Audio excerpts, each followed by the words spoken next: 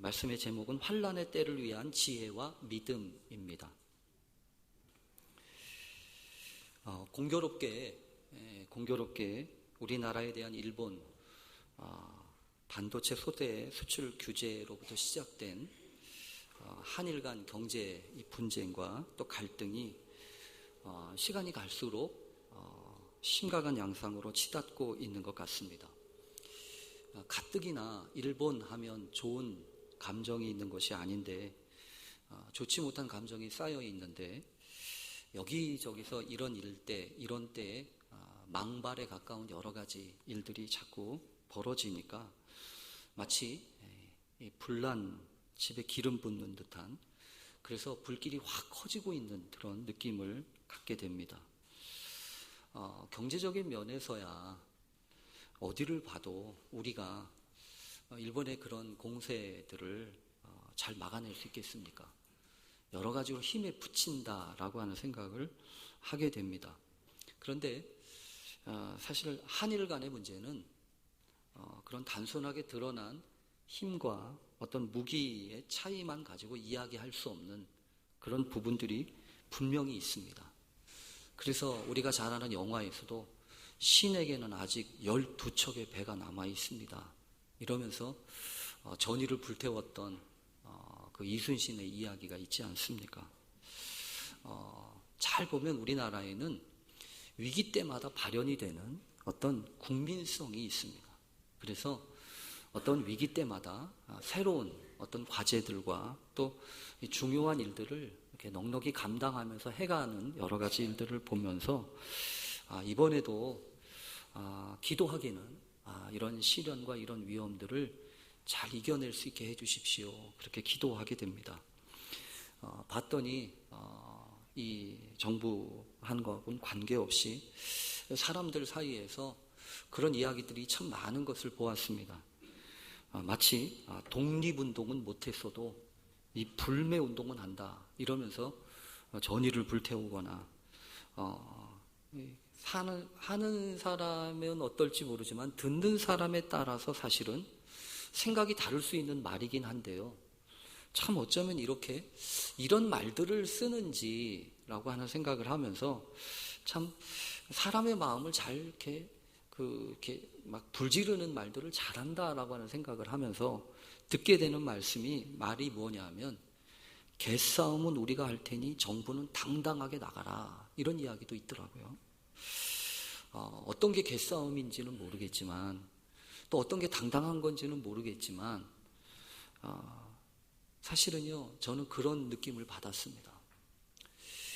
세상의 사람들도 그렇게 이야기할 수 있다면 믿음으로 사는 사람들은 이 시대에 이 위기 가운데 무슨 말을 해야 될 것인가 라는 거예요. 위로하는 말을 해야 될까요? 비난하고 정죄하는 말을 해야 될까요?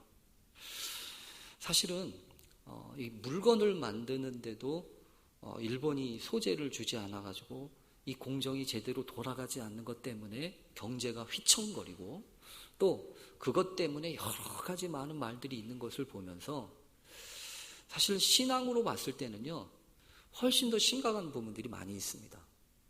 어떤 부분이 많이 있냐면 반도체를 만들고 뭐를 만드는 것도 중요하지만 여러분, 우리의 기독교 신앙에 있어서 믿음을 만들어내는 일, 은혜를 위해서 필요한 일들에 위해서는요, 얼마나 걱정하시고 또 얼마나 염려하십니까? 반도체 만드는데 소재가 하나 없어가지고 쩔쩔매는 것 가지고서 나라가 들끓고 있는데, 사실은 신앙적인 부분에서 만약에 여러분, 내가 예배를 드리는데 은혜가 안 돼요. 기도를 하는데 기도가 깊어지지 않아요. 그런데도 우리들은 사실 그냥 아무렇지도 않게 또 지나가고 있지 않습니까? 여러분, 얼마나 간절하게, 얼마나 절박하게 하나님 앞에 나오십니까? 얼마나 간절한 마음으로 하나님, 내게 말씀을 주십시오. 나 이대로는 못 돌아가겠습니다. 이렇게 매달려 보신 적이 있으십니까? 물건 하나 만드는 일에, 공장 서는 일은 중요하게 생각하면서 신앙 까먹고 있는 일에 대해서는요, 누구도 이야기하지 않아요. 오히려 믿음으로 보면 훨씬 더 심각한 것이 그 부분 아닙니까?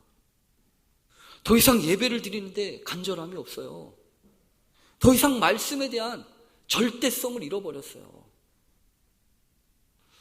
그래서 하나님 앞에 여러분, 독립운동처럼 불매운동처럼은 아니더라도 신앙을 위한, 내 신앙을 내가 지키기 위한 간절함 가지고 하나님 앞에 발부둥치는 그런 모습은 있어야 되지 않겠습니까? 그냥 오늘도 적당하게 예배 한번 드렸네, 이것으로 끝은 아니잖아요. 오히려 내 신앙이 하나님 앞에서 정말 바로 서고 있는지, 내 믿음이 정말 불타게 타오르고 있는지, 싸늘하게 식어져 가고 있는 것은 아닌지 돌아보아야 되는 거 아니겠습니까? 비상이라도 걸어야 되는 것 아니겠습니까?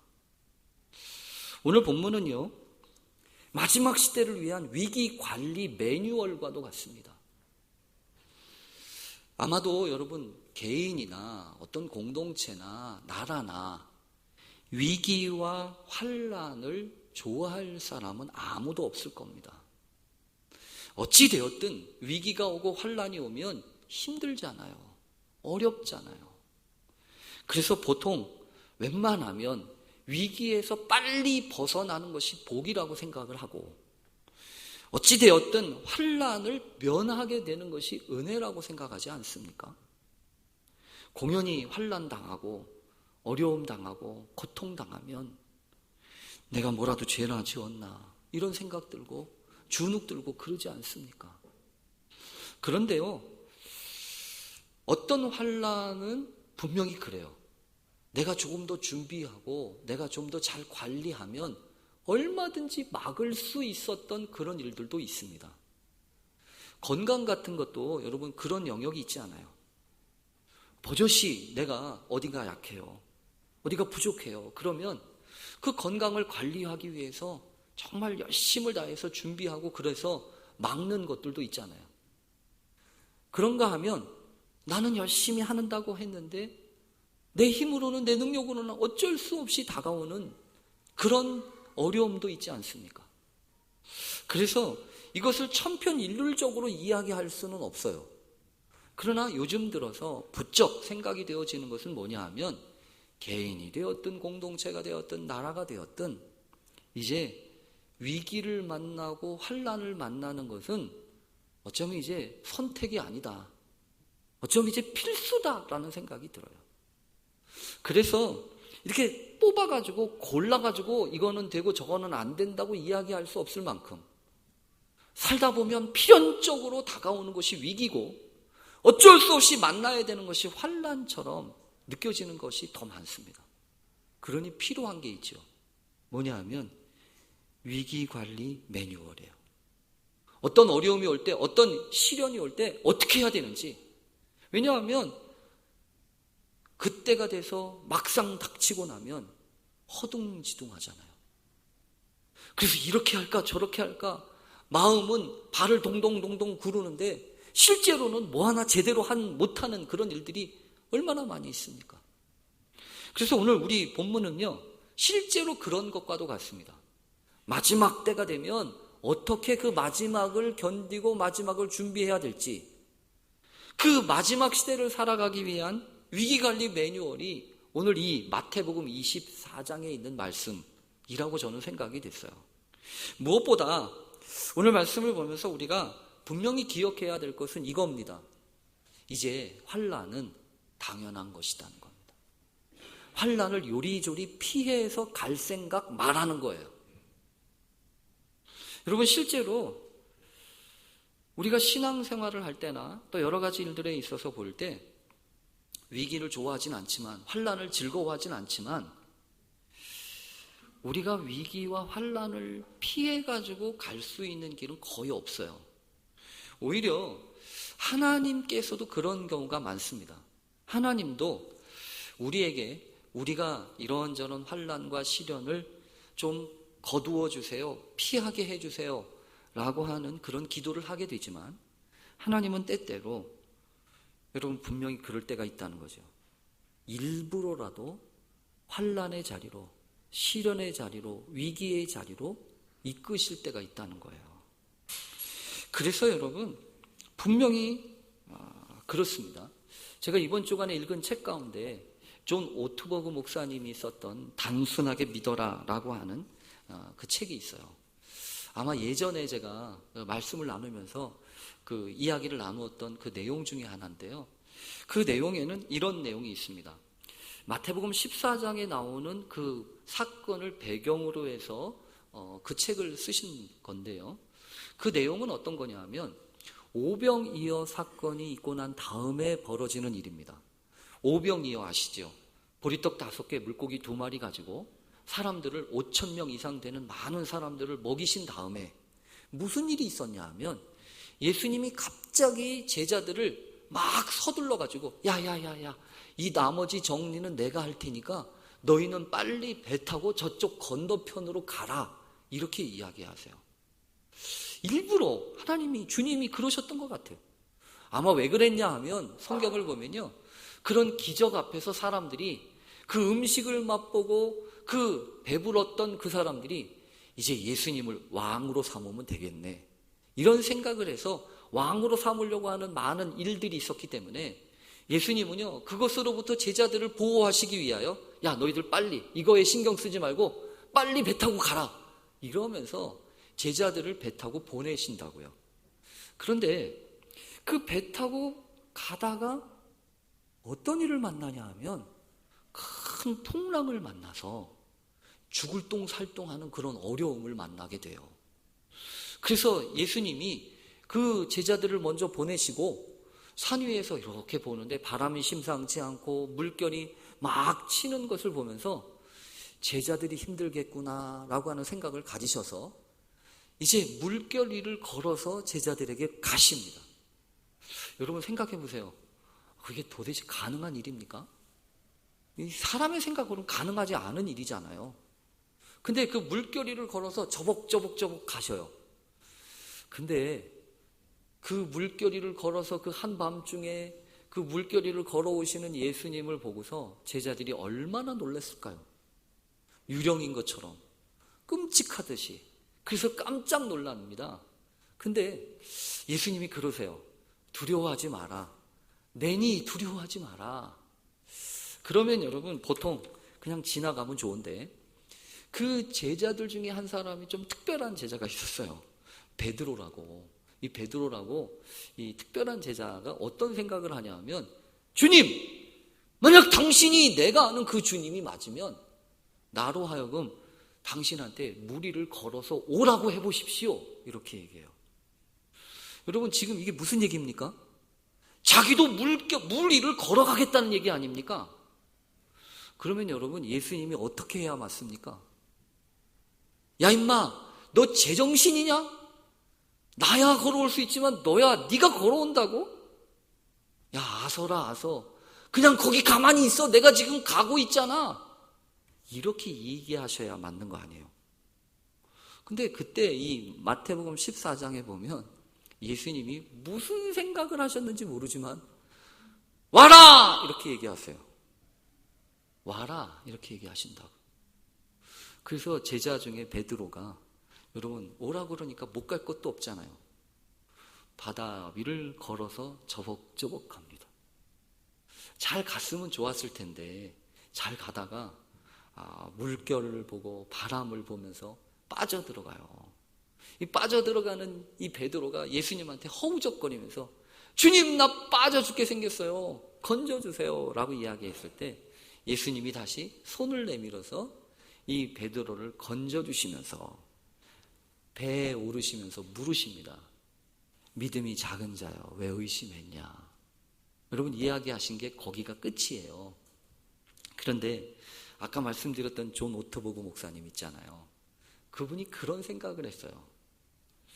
왜 예수님이 바다 물결 그 험한 그곳 위로 베드로가 가겠다고 했을 때 오라고 그러셨을까? 이 얘기예요. 여러분들은 어떻게 생각하세요?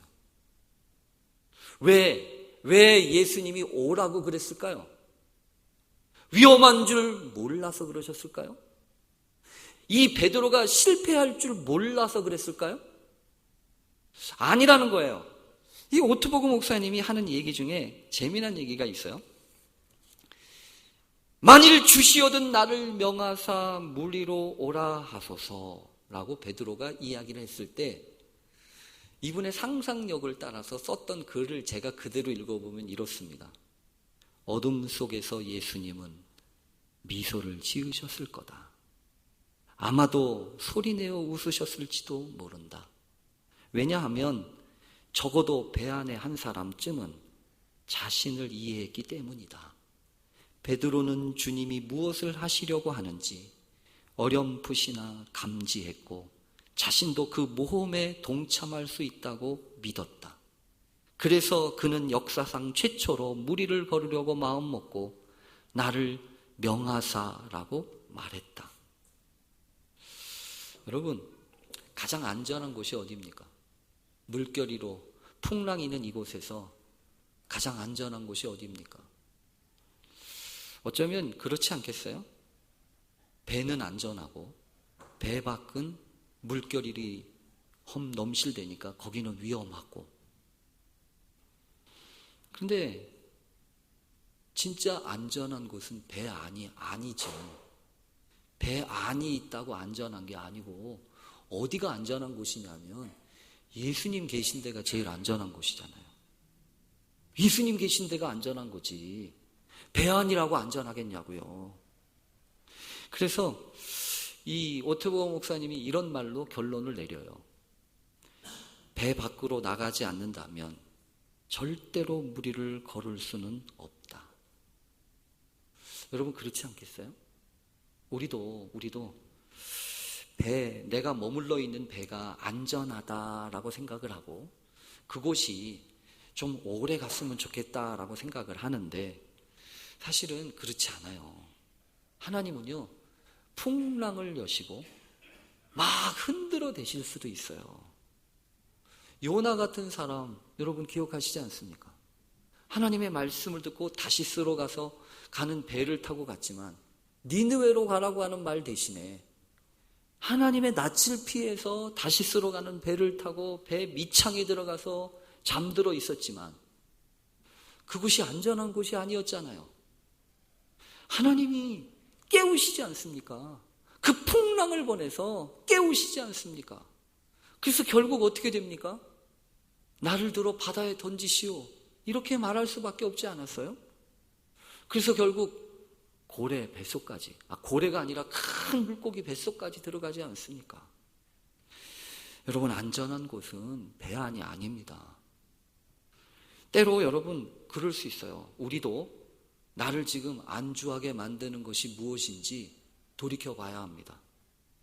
때로는 내가 성공해서 잘한 것이 나를 안주하게 만드는 배예요. 조금 불편한 거 없고 조금 이제 걱정거리 없고 그런 게 배일 수 있다고요. 그러고 보면요, 요즘 우리 교회가 배 같아요. 우리 교회가 배 같다고요. 더 이상 심각하게 기도할 것도 없죠. 교회도 건물 잘 졌겠다. 더군다나 우리 교회는 얼마나 잘 졌는지 빚도 없잖아요. 그래가지고 다른 교회들 보면 빚 갚느라고 쩔쩔매고 힘쓰고 막 그러는데 그러니까 걱정거리가 없어요. 물론 이제 교회를 어떻게 잘 운영해야 될까 그런 걱정이 있지만 그래서 가끔 생각해 보면요, 내가 지금 여기 있는 게 이게 배 안에 있는 것 같다 그런 생각이 드는 거예요. 그러면 여러분 영락 없어요. 하나님이 가끔 흔들어 대세요. 나오라는 거예요. 너 거기 주저앉지 말라는 거예요. 안주하지 말라는 거예요. 그래서 물결이를 걸라는 거예요. 그럼 베드로의 실패에 대해서도 우리가 생각할 수 있습니다. 분명히 베드로는 물결이를 걷다가 빠져들어갔어요. 실패한 거죠. 그런데 여러분, 바람을 보고 무서워서 빠져들어가기 시작했던 베드로도 실패한 거지만 아까 말씀드렸던 그 존 오트버그 목사님의 그 내용에 보면요, 확실하게 실패한 사람이 베드로라고 한다면 조용하게 실패한 사람들도 있다는 거예요.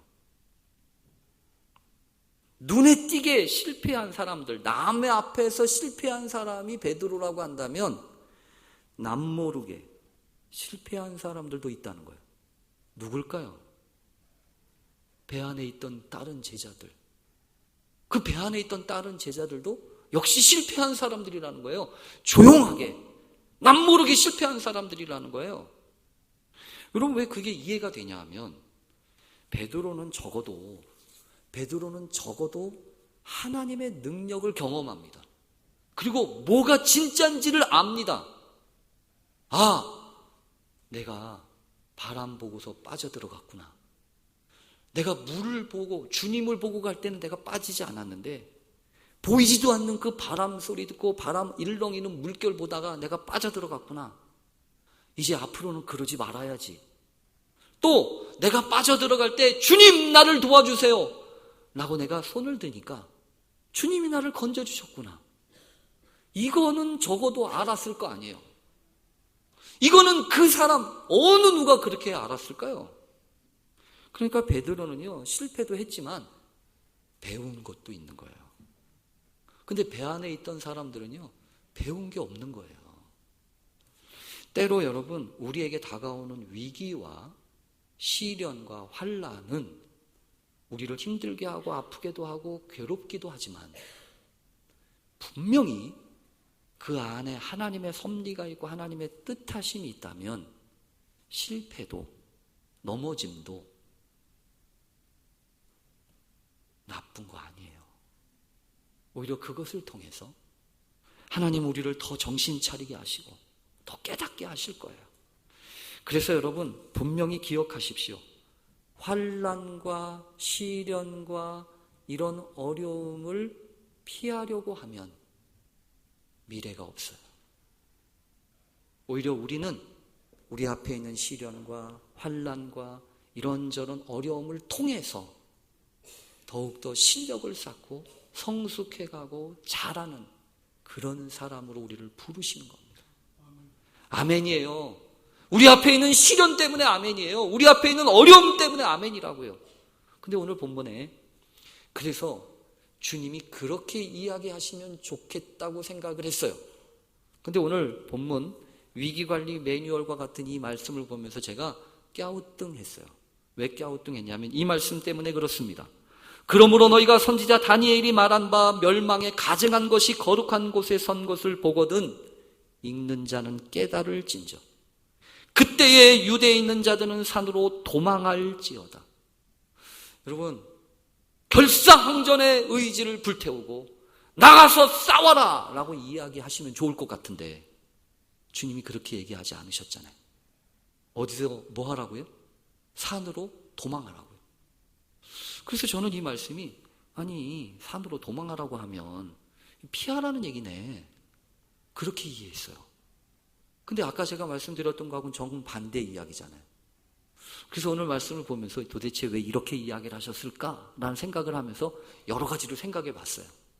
그랬더니 오늘 말씀은 여러분, 살기 위해서 도망치듯이 정신없이 도망쳐라 그런 얘기가 아니에요. 여러분, 그런 얘기가 아니고 오늘 성경을 보면 훈련과 관련된 얘기입니다. 여러분, 가끔 우리가 훈련하죠. 무슨 훈련하냐면 대피 훈련하죠. 대피 훈련. 그래서 지금도 여러분 가끔 하지 않습니까? 15일 되면 방공, 방습 이러면서 이 얼마 전까지만 해도 이 온 나라가 이렇게 그 연습하고 대피하는 훈련을 하잖아요. 그리고 화재가 나면 어떻게 피해야 되는지 이 아이들이 피난하는 훈련을 하잖아요. 여러분, 그걸 어떻게 알 수 있냐면 주님이 산으로 도망하라 라고 하는 이야기와 함께 그 뒤에 하셨던 두 말씀 때문에 그래요. 두 말씀은 뭐냐면 이 말씀이에요. 지붕 위에 있는 자는 집 안에 있는 물건을 가지러 내려가지 말며 밭에 있는 자는 겉옷을 가지러 뒤로 돌이키지 말지어다. 여러분, 도망을 할 때 덮어놓고 도망하지 말라는 얘기입니다. 도망을 할 때 어떻게 하라는 얘기죠? 작은 거, 집안에 있는 물건 가지러 내려가지 말고 겉옷 가지러 뒤로 돌이키지 말래요. 여러분, 이게 무슨 얘기인가요? 이거는 이런 얘기입니다. 작은 것 때문에 큰 거 잃어버리지 말라는 거예요. 환난이 오고 시련이 오면 여러분 뭐가 불확실해지냐면 뭐가 큰 건지 뭐가 작은 건지가 몰라요. 그래서 이 성경 우리에게 분명히 이야기하는 겁니다. 뭐가 큰 거 뭐가 작은 건지 알아야 되는 거야. 너희들 별거 아닌 것 때문에 자존심 걸고 목숨 걸고 싸우다가 허무하게 죽지 말라는 거예요. 값어치 있게 죽으라는 거예요. 큰 거 위해서 큰 거 붙잡고 그거 놓치지 말라는 거예요. 그 큰 게 뭔데요? 믿음이라고요. 여러분, 그래서 도망치라는 얘기는요, 훈련과 관련된 말씀이에요. 그래서 더더욱이나 오늘 성경에 보면 뭐가 있냐면 이런 말씀이 있어요. 그날에는 아이 벤 자들과 젖 먹이는 자들에게 화가 있으리로다. 너희가 도망하는 일이 겨울에나 안식일에 되지 않도록 기도해라. 여러분, 그냥 도망하는 게 아닙니다. 도망하는 게 아니라 도망하면서 보는 거예요. 왜냐하면 아이 벤 자들, 젖 먹이는 자들한테는 그게 더 힘들거든요. 그리고 더군다나 도망하는 일이 겨울에나 안식일에 되지 않도록 기도하래요. 그러니까 도망만 하는 게 아니라 기도해야 되는 거예요. 그 기도는 무엇이냐면 내 마음대로 내 뜻대로 할 수 있는 거면 기도하지 않아도 돼요. 그런데 겨울에나 안식일에 되지 않도록 하라고 하는 거는 그건 내 소관이 아닌 거예요. 그러니까 환난의 때 우리가 해야 되는 거는 뭐냐 하면 내가 할 수 있는 일이 있고 내가 할 수 없는 일이 있구나. 그래서 그것을 가지고 분별하고 단호하게 하라는 거예요. 그러니까 여러분, 요셉도 미세스 보디발 부인이 음흉한 제안을 했을 때 싸웠나요? 싸우지 않고 어떻게 했냐면 옷 벗어 던지고 피하는 거예요. 왜 피하라고 하십니까? 지키기 위해서요. 자신을 지키기 위해서라고요. 믿음을 지키기 위해서라고요. 그래서 여러분, 분명히 기억해야 합니다. 환난의 때, 시련의 때 우리가 기억해야 되는 것은 믿음을 지키고 하나님 앞에서 바로 서는 겁니다. 그래서 여기 마지막에 보면 이런 말씀이 있어요. 환난이 크면 은혜도 큽니다. 왜 그러냐 하면 이런 말씀이 있잖아요. 이는 그때에 큰 환난이 있겠습니다. 창세로부터 지금까지 이런 환난이 없었고 후에도 없으리라. 얼마나 큰 환난이 오면 이렇게 말씀하실까요? 그런데 주님이 더 하시잖아요. 그 날들을 감하지 아니하면 모든 육체가 구원을 얻지 못할 것이나 그러나 택하신 자들을 위하여 그 날들을 감하시리라. 여러분, 누가요? 누가 이러신다는 거예요? 하나님이 그러신다는 거예요. 하나님이 왜 그 환난의 때, 시련의 때를 줄이신다고 그러시는 건가요? 그 안에서 고통당하고 시련당하는 사람들을 아시기 때문입니다. 그리고 그들로 하여금 능히 그 환난과 시련을 이기고 감당할 수 있도록 하나님이 환경을, 여건을 조정하시겠다는 거 아니겠습니까? 여러분, 그게 은혜 아니에요? 하나님이 우리에게 부어주시는 은혜. 그래서 여러분, 그런 거예요. 마치 벤허 여러분 아시죠? 배너 영화에 유명한 대사가 하나 있어요. 배너를 찍기 위해서 사람들이 막 이렇게 하다가 그 배너의 마지막 하이라이트는 뭐냐면 그 전차 경기 아닙니까? 그 전차 경기에서 막 하다가 결국 맷살로 하고 이렇게 하다가 마지막에 결국 살아남는 거 아니에요. 그 배너를 연기하던 그 주인공이 그랬대요. 감독님, 나 전차 타본 적 별로 없어요. 나 무서워서 못 타요. 그랬더니요, 감독이 했던 말이 유명한 말이에요. 자네는 붙잡고만 있어. 내가 이기게 해줄게. 여러분, 그런 거예요. 믿음으로 이긴다고 하는 것은 내 능력으로 이기는 게 아니에요. 내가 노력해서 이기는 게 아니라고요. 붙잡고만 있으면 하나님이 이기게 해주세요. 그것을 믿고 그 은혜를 붙잡는 것이 마지막 시대를 살아가는 지혜요 믿음입니다. 오늘 이 자리에 계신 여러분, 혹시 시련이 있습니까? 혹시 환난이 있습니까? 두렵습니까? 그러나 이 환난 때에도 하나님이 주시는 은혜가 있음을 기억하십시오. 그리고 그 은혜로 이겨내십시오. 마침내 하나님이 그 은혜를 붙잡고 선 여러분을 믿음으로 승리한 사람으로 만들어 주실 겁니다. 그런 은혜가 있기를 간절히 축원합니다. 우리 기도하겠습니다. 하나님 아버지, 때로는 두렵습니다. 어떻게 할 수 없는 일 때문에 염려가 됩니다. 그러나 주님, 하나님이 살아계시고 오늘도 주관하시고 역사하시는 줄로 믿습니다. 주님 앞에 나와 겸손히 구하고 기도하는 심령들에게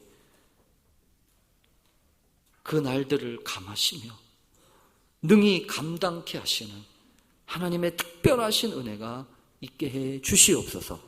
그리하여 마지막 주 앞에 선 그날에 내 능력으로 내 힘으로 이겼다고 하는 것이 아니라 주님 때문에 주님이 주신 은혜로 넉넉히 이겼습니다. 믿음으로 고백하는 아름다운 증거가 있게 하옵소서. 예수님의 이름으로 기도합니다. 아멘.